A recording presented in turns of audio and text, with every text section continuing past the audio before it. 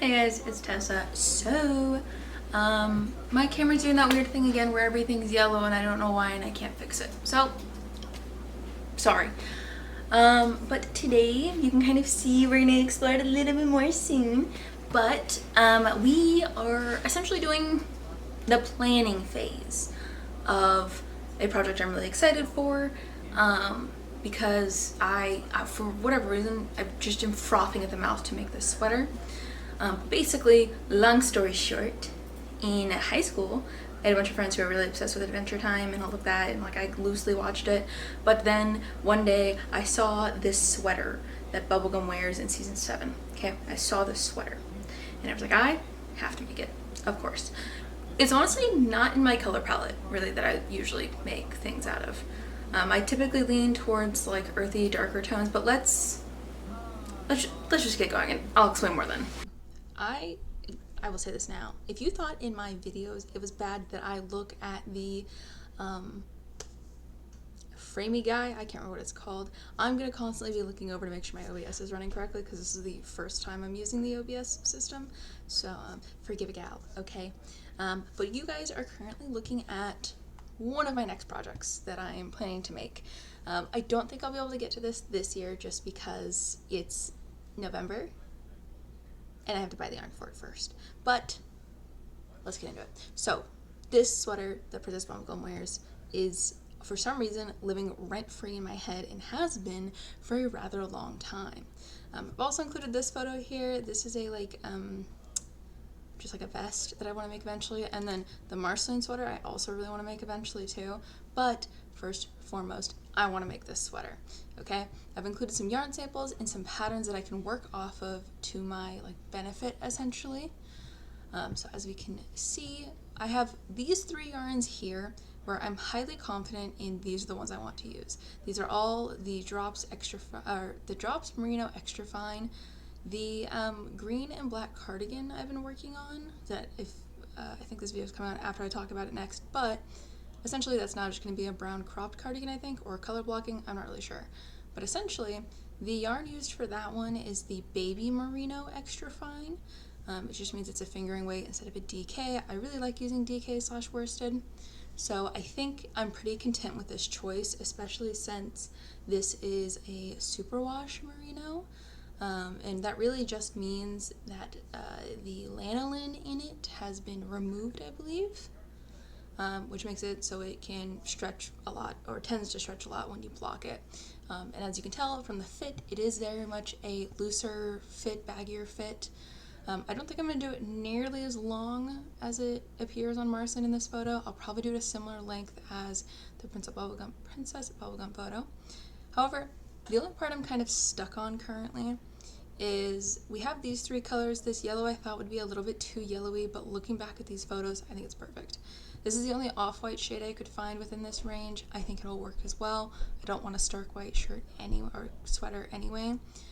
Red, perfect. It's a spot-on bright red. These blues, however, I'm not really sure because I like both of them. I think both of them look nice, like with the red and up next to the yellow and the white. I just don't know which one I like for this project specifically. But I think I'm leaning to the turquoise, but let me know which one you guys like, okay, so I can get a better idea. But I'm leaning towards the turquoise because I think it looks, what is the word? Opaque? I think opaque is the word. It's got enough richness to the color that I think it'll look nice paired with the bright red and the really hot mustard yellow. Clearly, I'm very tired doing this. But I still like this other color. This is light turquoise and turquoise are the 2 shades I'm kind of tied between. Let me know which one you guys think looks best. Like I said, I am conflicted. I think based on looking at these photos, shade-wise, I think the turquoise would look better. But I don't know. Tell me which ones you guys like. I also have compiled a couple of patterns here that I think will work really well for working off of when it comes to making this sweater. So on Marceline here we can see it's more of like a drop shoulder. I think I mentioned this previously, I have not gotten to this point in the show where they even have these sweaters. I've seen like up to season 3, maybe. That might even be wrong. I think I've seen up to the Lich King. I don't know. I don't remember how to say it. I don't even think that's true, to be completely honest. I don't think I've seen every episode up to that point.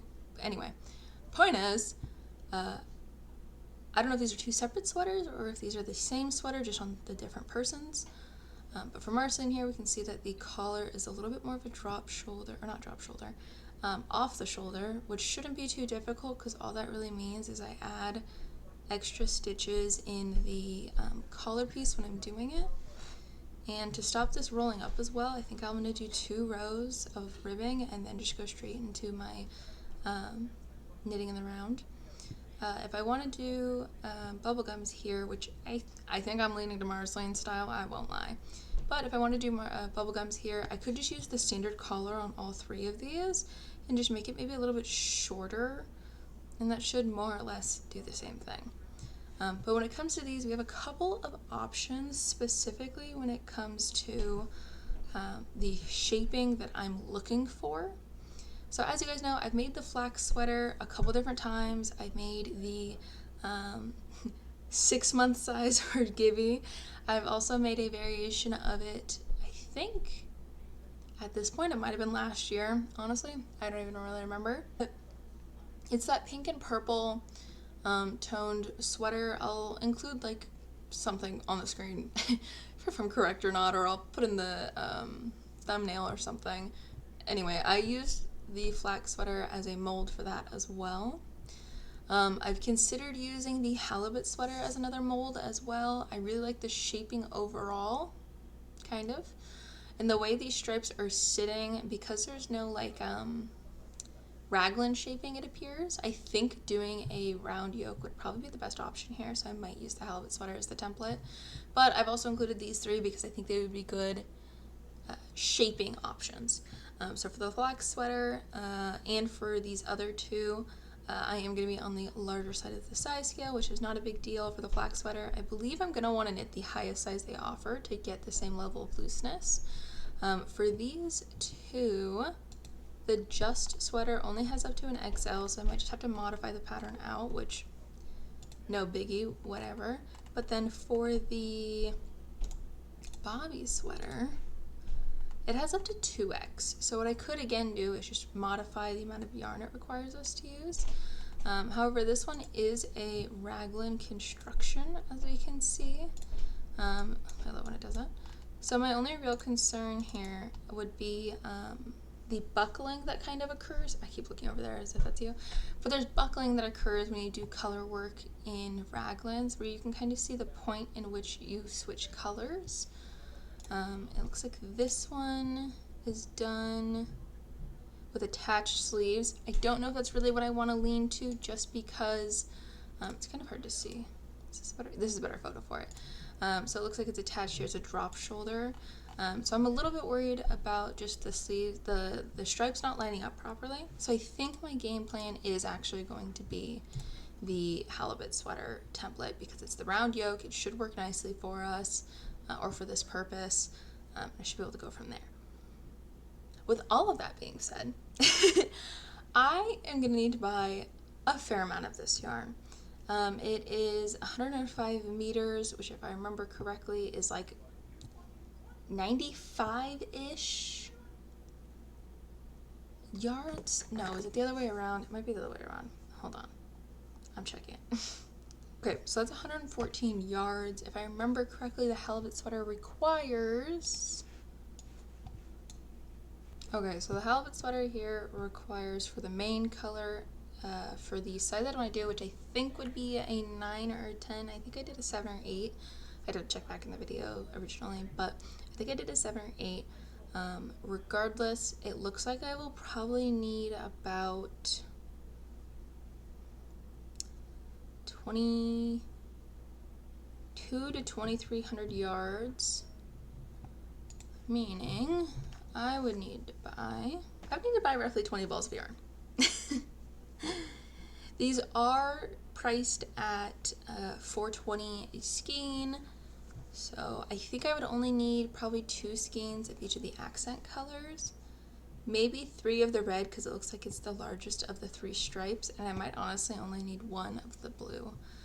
So 1 blue, 2 of those, 3 of those, that's still 6 of that color, and then I would need 14 of the white. But if we take this number and we multiply it by 420, it means this sweater will cost me $82.20, not including shipping or anything like that.